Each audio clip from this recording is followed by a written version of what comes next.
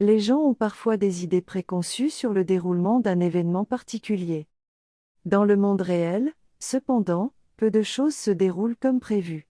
Une vision trop étroite peut souvent entraîner de graves conséquences pour les personnes qui adaptent tous leurs préparatifs à une menace anticipée. Examinons ensemble comment une planification globale peut tenir compte des variables et vous mettre dans la meilleure position possible pour améliorer vos chances, quelle que soit la calamité qui vous frappe ou le moment où elle arrive. Planifier ou essayer de prédire l'avenir ? Il est extrêmement difficile de planifier pour l'inconnu, car l'avenir est incertain. Aucun d'entre nous ne dispose d'une boule de cristal et beaucoup d'entre nous n'ont aucune expérience préalable dont ils peuvent s'inspirer.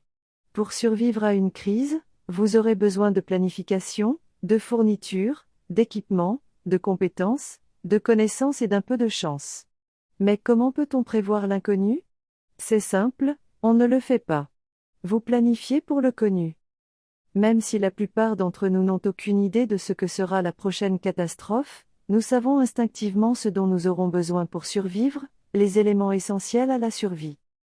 Vous devez avoir les éléments suivants: de la nourriture et de l'eau, premier secours, médecine, sécurité, autodéfense, assainissement, hygiène, savoir quand rester sur place et quand évacuer. Vous aurez également besoin d'un plan.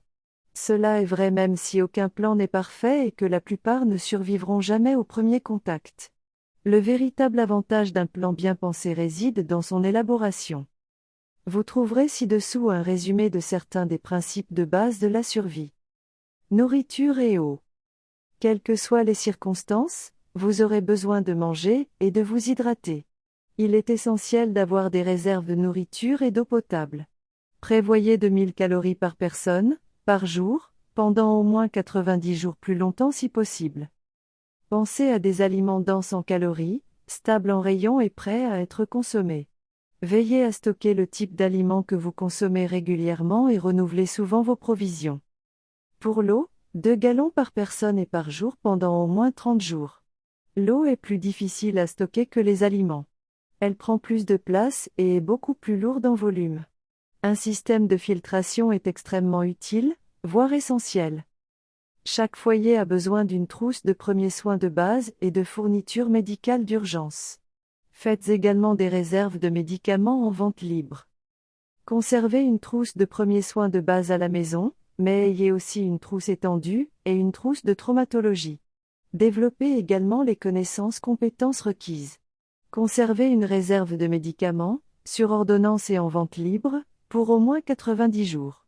Pendant une crise, bon nombre de ces fournitures ne seront pas disponibles.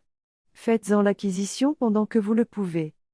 La sécurité et l'autodéfense seront généralement votre première priorité. Ayez les outils, les compétences et la capacité d'arrêter efficacement une menace.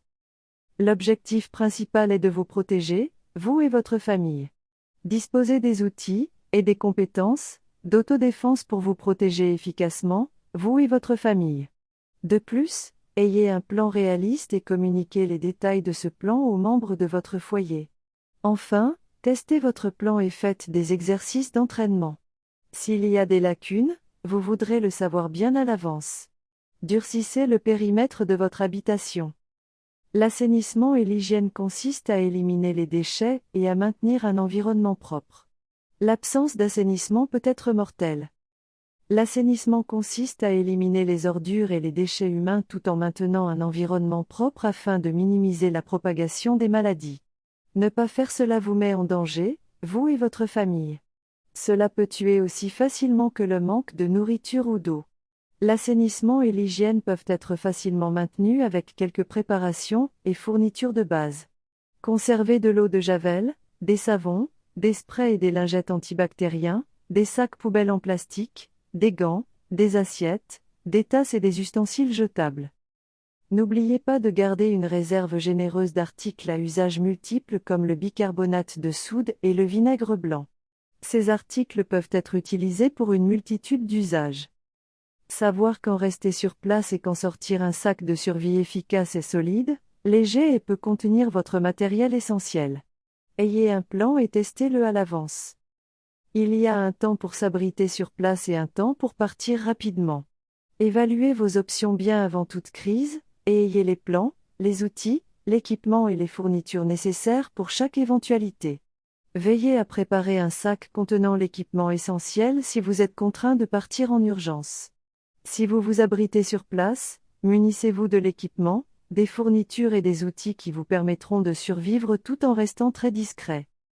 Se préparer à une crise peut être difficile.